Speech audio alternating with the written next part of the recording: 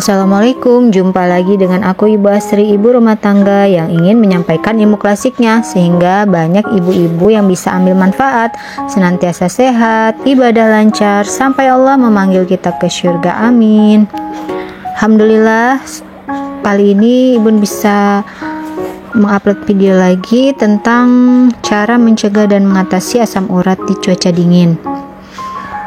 Nah, harus kita waspada saat ini, apalagi terjadi perubahan musim ya, dari panas ke musim dingin. Kemudian peralihan musim dingin ini sebenarnya sudah lama, tapi hujannya saja yang baru ada ya, karena memang tahunnya atau saatnya itu biasanya seperti itu, terjadinya perubahan terbitnya matahari dan bulan ya, pokoknya ilmu-ilmu seperti itu. Kalau di Tionghoa ini namanya sindrom Pi ya, biasanya nyeri-nyeri di persendian tuh ada kalanya angin dingin tuh, ada kalanya angin panas juga. Nah, ini mulai terjangkit nih di cuaca seperti ini karena masa peralihan tadi, dan sudah banyak yang mengalami keluhan-keluhan. Nah kan, dimana kita perlu sekali memperhatikan setiap musimnya ya, karena ekstrim dari panas menjadi hujan yang dingin. Biasanya angin dingin menyerang persendian, itu biasanya di dalam pandangan klasik Indonesia Medicine ini. Secara kaidah itu adanya balgom ya, kalau dalam pandangan klasik yang berhenti di persendian.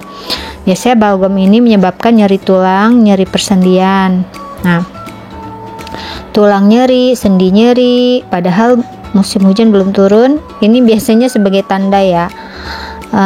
Jadi tulang nyerinya duluan, lalu tiba-tiba baru hujan. Terkadang ini nih kelebihan kehebatannya ya, orang yang mempunyai penyakit nih muncul sesuai dengan kebiasaannya. Lanjut, seorang ahli pengobat biasanya mendahulukan makanan sebelum obat. Nah, setelah itu jika tidak bisa diobati dengan makanan, baru menggunakan obat. Itu pun tunggal ya, tidak yang formula. Jika yang tunggal pun tidak bisa, baru menggunakan obat formula. Jadi pengobatan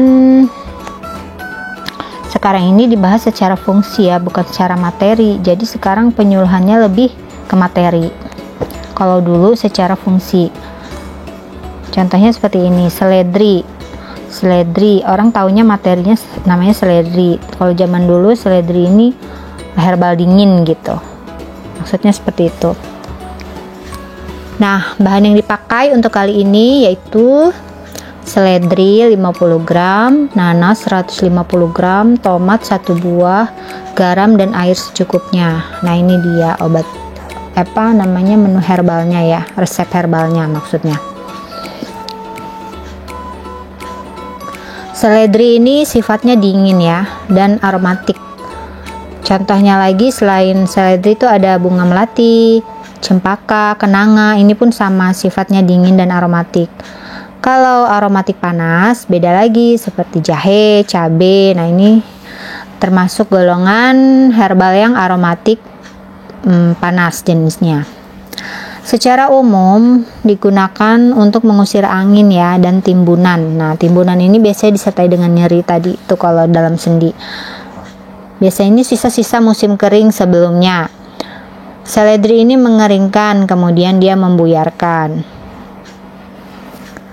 Jika nanas, khasiatnya itu dia selain sifatnya dingin, dia mempunyai ciri khas asamnya itu yang bisa memperbagus kualitas dan membuang yang tidak berkualitas seperti balgom atau timbunan, itu akan diaktifkan kembali. Sama ya halnya dengan tomat, dia sejenis dengan nanas khasiatnya. Ini dalam pandangan klasik Indonesia Medicine. Nah, ini Bun lagi potong-potong tomatnya. Nanti resepnya Ibu cantumkan di deskripsi ya teman-teman. Kalau formula formula herbal biasanya tidak lepas dari strategi perang. Misalnya adanya rajanya, di sini ada rajanya yaitu seledri. Tapi kalau formula makanan dia kita resepkan sebagai menu ya, menjadi satu kesatuan. Tidak ada yang namanya raja atau menteri kayak gitu, nggak ada. Oh iya, garam yang kita pakai di sini garam yang kasar ya teman-teman, garam murni, bukan garam beriodium yang halus ya. Terus kemudian nanti jika sudah jadi jus kita boleh tambahkan madu secukupnya. Oke, sambil melihat atau ibu mempraktekkan ini, ibu mau menjelaskan sedikit asam urat dalam penelitian di integrasi timur dan barat. Maksudnya asam urat dalam sudut pandang timur dan barat itu dibagi menjadi 5, maaf.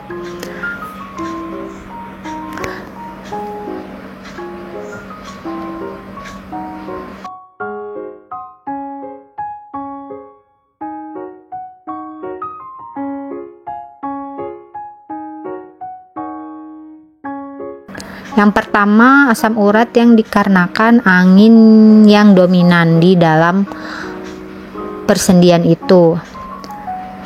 Biasanya gejalanya selain nyeri di persendian adanya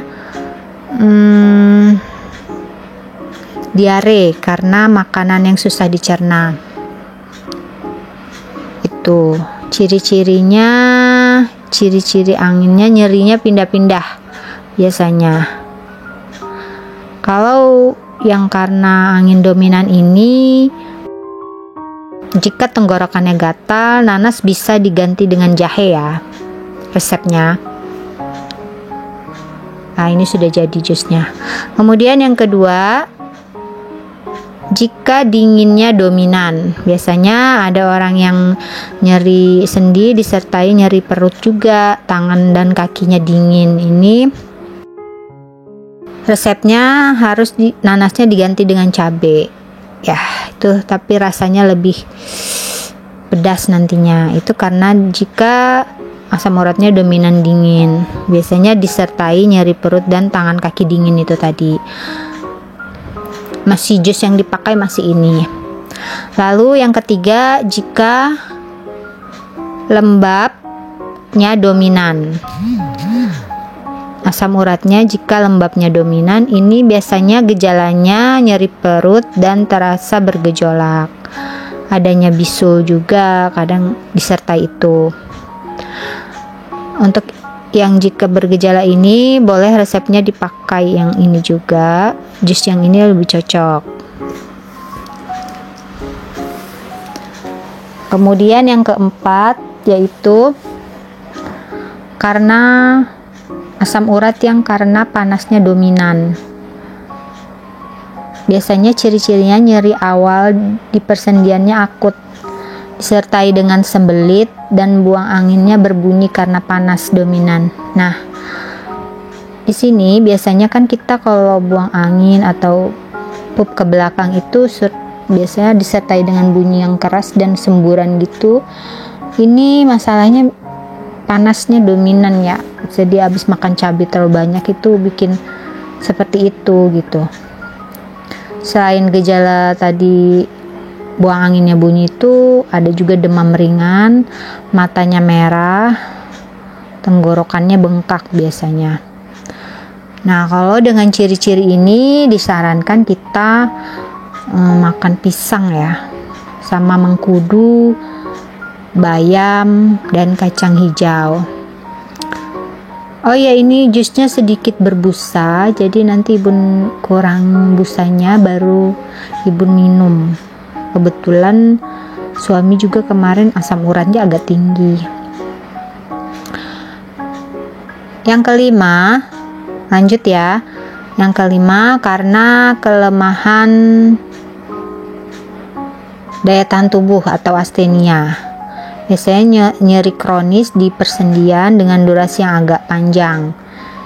Terus keseringannya itu inginnya dipijat gitu kakinya. Lalu saat malam biasanya tambah sakit nyerinya gitu. Boleh dipakai jus ini dan boleh konsumsi susu kedelai, tambahannya daging, angsa, kacang tanah, ikan bawal putih, ikan kembung, gula, dan gandum. Oke teman-teman, itu tadi ya jenis-jenis asam urat dalam sudut pandang integrasi timur dan barat. Semoga ada manfaat yang bisa diambil, atau teman-teman di pelosok yang mau mencoba resep ini yang tidak terjangkau dengan fasilitas kesehatan, boleh banget dicoba. Semoga bisa membantu ya. Sekali lagi, kesembuhan itu biiznillah atas izin Allah. Mohon maaf, ini video yang terakhir Ibu sertakan ketika Ibu membuat peach gum yang varian baru. Kebetulan ada alpukat ya di rumah, dan lagi musim juga alpukat, jadi Ibu kombinasi dengan alpukat, dan ternyata banyak juga yang suka, lebih creamy lagi gitu. Selain ditambah alpukat, ini ditambah dengan creamer yang natural creamer ya. Oke teman-teman, terima kasih banyak. Insya Allah kita bertemu di video selanjutnya ya. Assalamualaikum warahmatullahi wabarakatuh.